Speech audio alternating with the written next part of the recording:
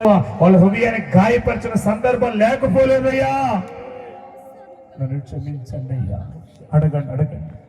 నన్ను క్షమించు ప్రభువా, నన్ను క్షమించు ప్రభువా. ఈ రోజు నుండి ప్రభువా, కల్వారి శిలువలో ఎలాగైతే మీ తల్లిని మీరు సన్మానించారో అలాగనే నేను కూడా ఈ రోజు నుండి మా తల్లిదండ్రుల పట్ల ప్రేమ కలిగి ఉంటాను యేసయ్యా. సన్మానిస్తానయ్యా, గౌరవిస్తానయ్యా. నా సేవకులని ప్రభువా నేను ప్రేమిస్తాను, గౌరవిస్తాను, సన్మానిస్తాను ప్రభువా. దేవుని మందిరాన్ని ప్రభువా అయ్యా నేను పరిశుద్ధంగా చూసుకుంటాను, పరిచర్య చేస్తాను ప్రభువా. ఎప్పుడైతే నువ్వు ఒప్పుకుంటావో దేవుని బిడ్డ, ఎప్పుడైతే నువ్వు సమర్పించుకుంటావో ఇప్పుడే నీ హృదయంలో ఉన్న భారం తొలగిపోతుంది. ఇప్పుడే నీ హృదయంలో ఉన్న భారము తొలగిపోతుంది. నీ కుటుంబం మీద ఉన్న కట్లు తెంపబడుతుంది. నీ జీవితంలో ఉన్నటువంటి భారము యేసు నామములో తొలగించబడుతుంది కనుక ఒక్కసారి సమర్పణతోటి కళ్ళు మూసుకుని ఒక్కసారి పశ్చాత్తాపంతో ప్రార్థన చేయండి. మౌనంగా ఉండొద్దు పురుషులారా, మౌనంగా ఉండొద్దు వృద్ధులారా, మౌనంగా యవనస్తులారా, మౌనంగా ఉండొద్దు. ఖచ్చితంగా దేవాతి దేవుడు నిన్ను దీవించే సమయం ఇది. ప్రార్థించి మౌనంగా ఉండదు నాన్న. ఒక నిమిషం నువ్వు ప్రార్థించి, యేసయ్యా నన్ను క్షమించదు ఆయన. ఈ మందిరం నిర్లక్ష్యపరిచాను అయ్యా, సేవకులతో నిర్లక్ష్యపరిచాను, తల్లిదండ్రిని గౌరవించలేదు, ప్రేమించలేదు, సన్మానించలేదు అయ్యా. లేనిపోని సందేహాలతోటి కుమిలిపోయాను. నన్ను క్షమించు ప్రభువా. ఇవన్నిటిని ఒప్పుకుంటున్నాను ప్రభువా, ఒప్పుకుంటున్నా ప్రభు. అడుగుదామా దేవుని దగ్గర, ఒప్పుకుంటున్నాం ప్రభు, అడుగుదామా దేవుని దగ్గర. చేతుల పైకి ఒక్కసారి నాతో కూడా ఒక్కసారి, ఈ ఒక్కసారి నన్ను క్షమించు, ఈ ఒక్కసారి నన్ను క్షమించు. అడగాలి, ఈ ఒక్కసారి నన్ను క్షమించు, ఈ ఒక్కసారి నన్ను క్షమించు. కన్నీటితో వచ్చి నిలిచాను యేసయ్యా, నే కన్నీటితో వచ్చి నిలిచాను యేసయ్యా.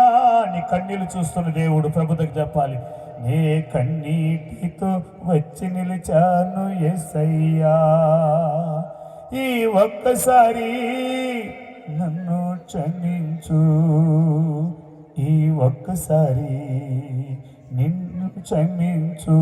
అడగాలి యేసయ్యా, ఈ ఒక్కసారి నన్ను క్షమించు, ఈ ఒక్కసారి నన్ను క్షమించు.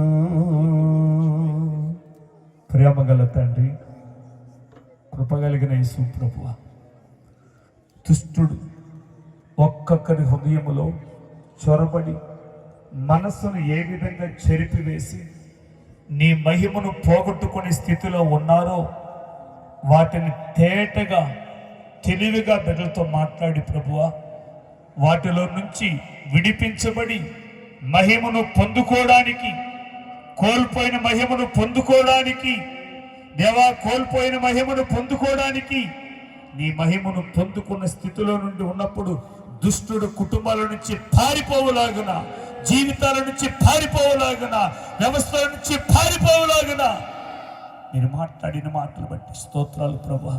ఎందరైతే ఈరోజు సమర్పణతోటి తన అతిక్రమాలు అక్రమాలు ఒప్పుకొని ప్రభువా దుష్టుని యొక్క స్వభావాలను విడిచిపెట్టి ప్రభువా అయ్యా నీ కొరకు జీవించాలని ఎందరైతే సమర్పణ చేసుకుంటూ ఉన్నారో వారందరి మీద నీ కృప దిగి వచ్చునుగాక, నీ కృప దిగి వచ్చునుగాక, నీ కృప దిగి వచ్చునుగాక, నీ కృప దిగి వచ్చునుగాక.